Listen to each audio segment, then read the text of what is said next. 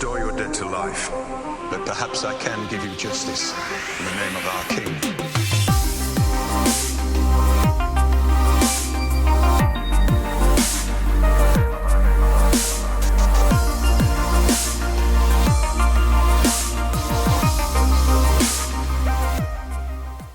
Hey everyone, so recently I received a great question about the possible spin-off series that HBO might come out with after Game of Thrones ends. Here's the question. So if the rumors are true and a Game of Thrones spin-off does happen, what would make a better story? Aegon's Conquest, Robert's Rebellion, or The Long Night? I wanted to discuss these three storylines and their possible role as the new narrative for all things A Song of Ice and Fire. We will start with Aegon's Conquest. If you are not caught up with the television series or the books for that matter, you may want to skip this video. Anyway, let's get into it. Aegon's Conquest was the excursion that led to Aegon Targaryen conquering Westeros, setting up rule in King's Landing and creating the Iron Throne. Before Valyria was destroyed by the Doom, Valyrian dragon lords ruled a big portion of land in Essos called the Valyrian Freehold. Years before the volcanic eruption that wiped out everything in sight, a Targaryen daughter had dreams of the devastation that would occur in the future. Listening to the warnings, House Targaryen transplanted themselves to Blackwater Bay on the island of Dragonstone. The family brought over their dragons, their riches, and everything else they needed to continue their lives. About a century after the Doom, Aegon Targaryen, along with his sister wives Rhaenys and Visenya, initiated the conquest by traveling to Westeros with their dragons and one by one earning notoriety and respect from the other great houses on the continent.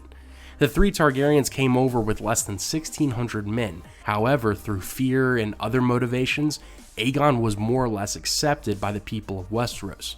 Now, this of course happened after a lot of fighting occurred, and a lot of destruction caused by the three Valyrians and their dragons. After 300 years of Targaryen rule, the Mad King Aerys was killed and the crown switched over after a rebellion led by Robert Baratheon. That's where the second proposed idea for a spin-off takes place. Robert's rebellion started from the act of Rhaegar Targaryen kidnapping Lyanna Stark, the woman who was betrothed to Robert.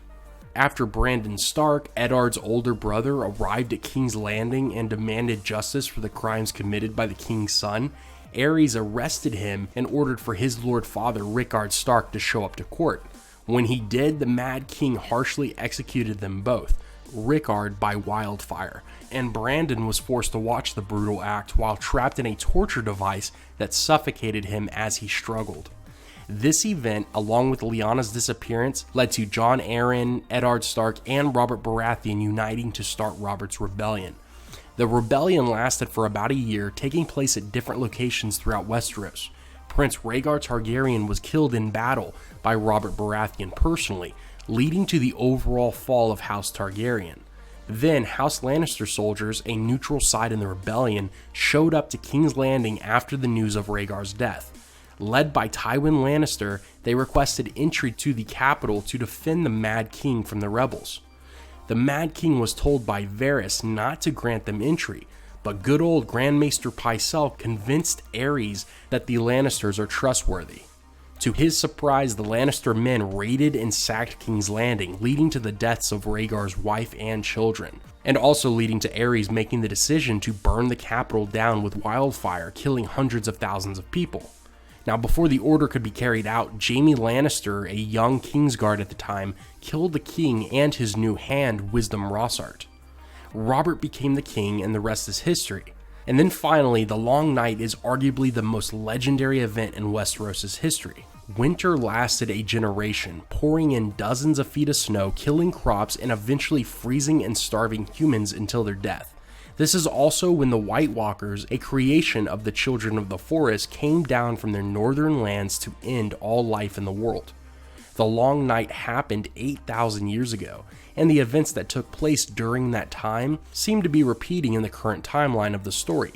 In the HBO version, the new conflict with the White Walkers is referred to as the Great War. It will definitely be interesting to see how precisely history repeats itself. I wanted to talk about these three possible spin-off ideas that may be adopted for television after Game of Thrones ends. The great thing about spin-offs based on A Song of Ice and Fire is that there's so much material to use. 8 seasons will never be enough to fully tell the story, so there is always a chance of seeing more content as the main series comes to a close. Let me know what your favorite spin-off ideas are and what you think would be the best plot lines to go after. I'm a big fan of anything set in the timeline where Eddard Stark, Robert Baratheon, Rhaegar, and Lyanna are alive. I love those characters, and I think having a spotlight on that point in history would make for a great show. Anyway, that's going to do it for this video. As always, have a great day, take care, and I will see you tomorrow.